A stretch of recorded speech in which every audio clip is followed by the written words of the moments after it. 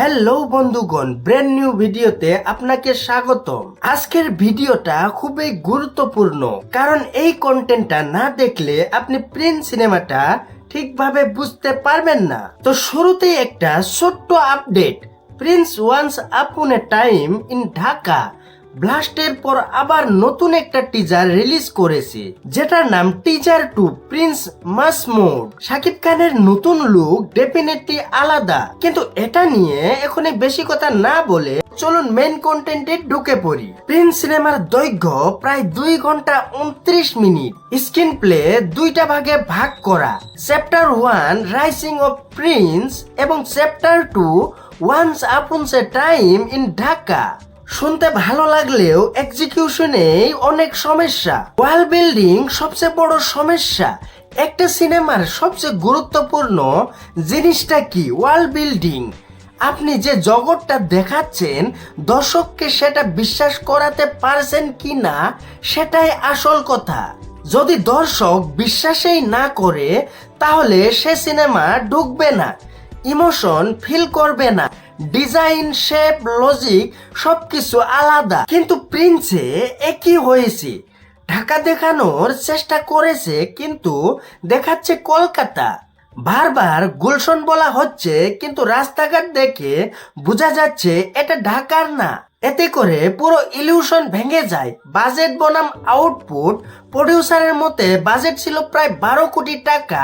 বাংলাদেশি সিনেমার জন্য এটা কিন্তু অনেক বড় বাজেট, কিন্তু সমস্যা হলো এই বাজেট স্ক্রিনে দেখা যায় না। তুফান 7 কোটিতে গ্যাংস্টার ওয়ার্ল্ড দাঁড় করাতে পারে, কিন্তু প্রিন্স 12 কোটিতেও সেটা সম্ভব করতে পারেনি। সিজিআই নিয়ে অনেক সমালোচনা হয়েছে। ডিরেক্টর বললেন মানুষ নাকি কালার খারাপ করে দেখাচ্ছে।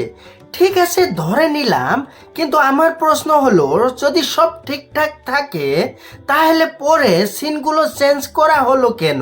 মানে সমস্যা ছিল এটা তো প্রমাণ হয়ে গেল।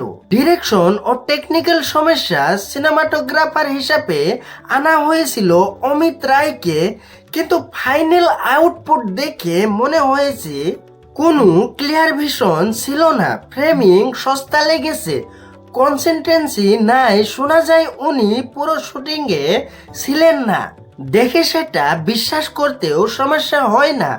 গল্প ও এডিটিং পুরো জগা খিচুড়ি। কেন মারামারি হচ্ছে সেটাও বোঝা যায় না। পিস্তল ফেলে দিয়ে হাত দিয়ে মারামারি করছে, কোনো লজিক নাই। ক্লাইম্যাক্স আলাদা শুট, স্পষ্ট বোঝা যাচ্ছে। সিনেমায় 3 জন নায়িকা থাকার কথা, কিন্তু স্ক্রিনে ঠিক মতো দুজনও পাওয়া যায় না।